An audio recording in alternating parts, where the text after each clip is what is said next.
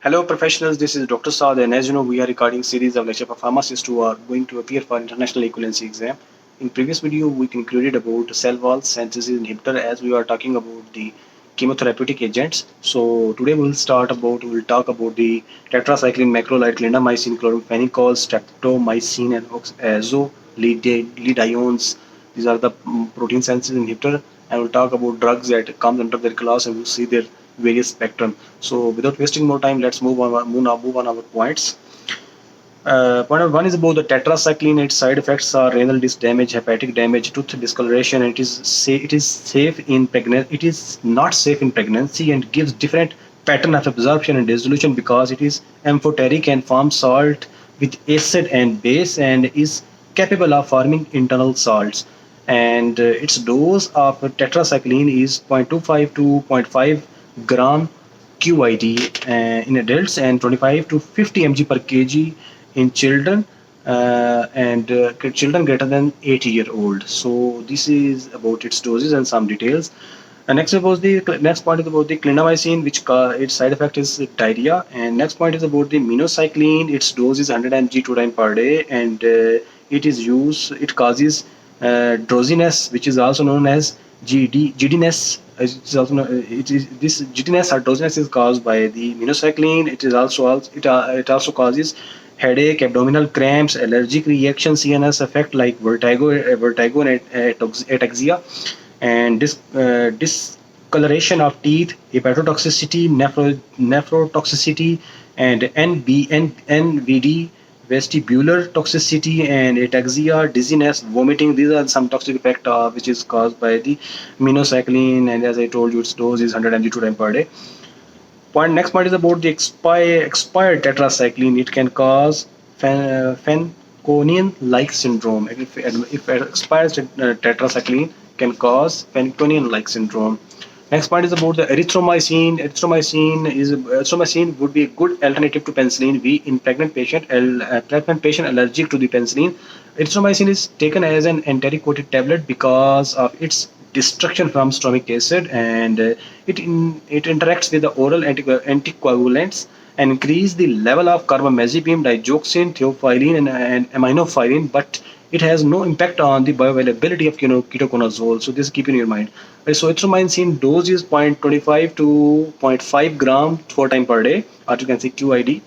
And this was all about the erythromycin. Next point is about the discarding of outdated tetracycline is important because it changed to more toxic, and as I told you, it causes Fanconian-like syndrome. Next point is about the chloramphenicol. Chloramphenicol side effect is aplastic anemia, gray baby syndrome. Clindamycin is water soluble, and it's macrolide antibiotic. It's a macrolide antibiotic. This is just about some introduction of clindamycin, which is water soluble, and it's a macrolide antibiotic.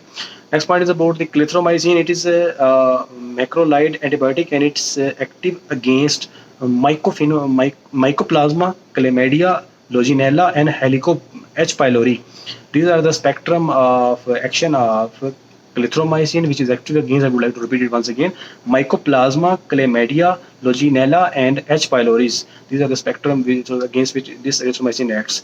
Next point is about the chloramphenicol is indicated primarily for thyroid fever, and it is a polypeptide drug, and in polypeptide drug, and in infant lead to gray baby syndrome because of deficiency of glucuronide transferase. So gray baby syndrome is caused because of the glucuronide transferase deficiency. In gray baby syndrome, cyanosis, collapse, elevated chloramphenicol level in the blood. These are the effects which is visible in gray baby syndrome, which causes cyanosis, collapse, and ultimately elevated level of chloramphenicol in the blood. Chloramphenicol is not effective against pseudomonas infection, but aminoglycoside is used for it. And 12 next point is that is again about the erythromycin. That is, it says that erythromycin has lower degree of toxicity and spectrum of action in most similar to ampicillin. Like erythromycin has low degree of toxicity and spectrum of action is most similar to ampicillin. So it is a more relevant alternative. Next point is about the doxycycline. Its dose is 100 mg once daily or 2 times per day. And the point here is that doxycycline shouldn't be taken with milk iron supplement because of its interaction with it. And milk and iron affects the absorption of this drug. So it shouldn't be taken with the milk and iron supplement because it affects the absorption and ultimately it has an effect on the bioavailability of this drug. Next point is about the tetracycline disadvantage. Tetracycline causes a plastic anemia like liver and kidney damage. So these are the some side effect, some disadvantages of tetracycline. And tetracycline is one of the causative agent of Clostridium difficile. There are some other drugs which also causes Clostridium difficile, and tetracycline is also among them.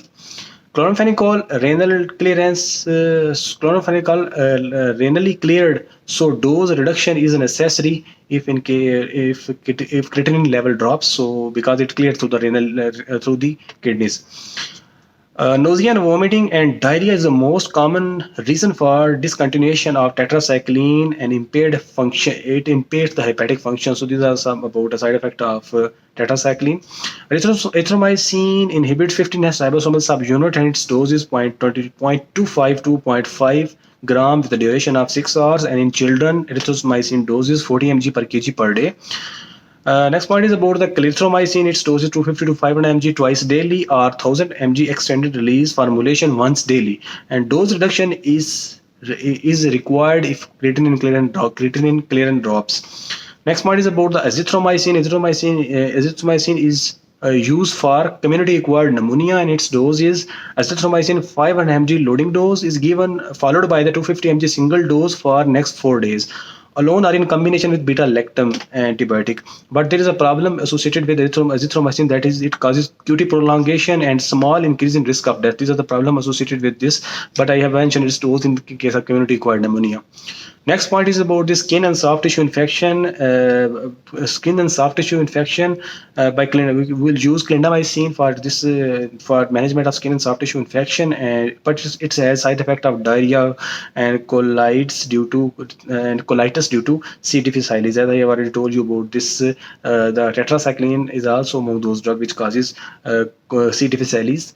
C. difficile, or you can say colitis due to C. difficile. So this the same effect is the same problem is with the clindamycin, but it is used for the skin and soft tissue infection.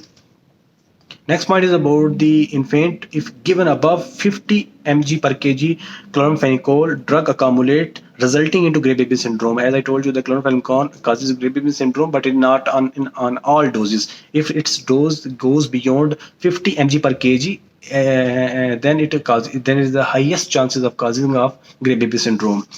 Next point is about the linezolid and its dose is 600 mg twice daily, either orally or through IV route.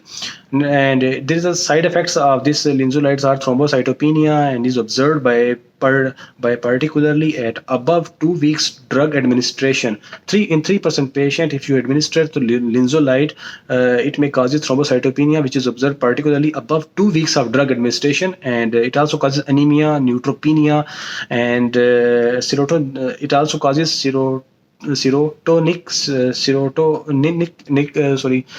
syndromes when linezolides it co-administered with the serotonergic drugs. Serotonergic, you can say, so not serotonic, serotonergic syndromes when it is co-administered with the serotonergic drugs. So it's also an FDA warning. So it avoid its use with the serotonergic drugs because it causes serotonergic syndrome. Next point is about the T-dezolide. T-dezolide is an example of next generation of oxazolidinones.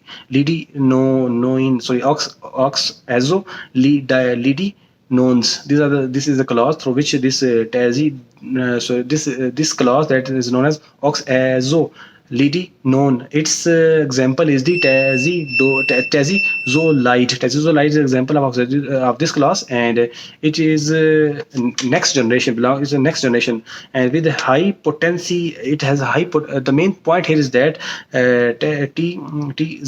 tazizolide is have a high potency against gram-positive bacteria. It is administered through the once daily dosing. So this was the point. It belongs to the class of oxazolidinone.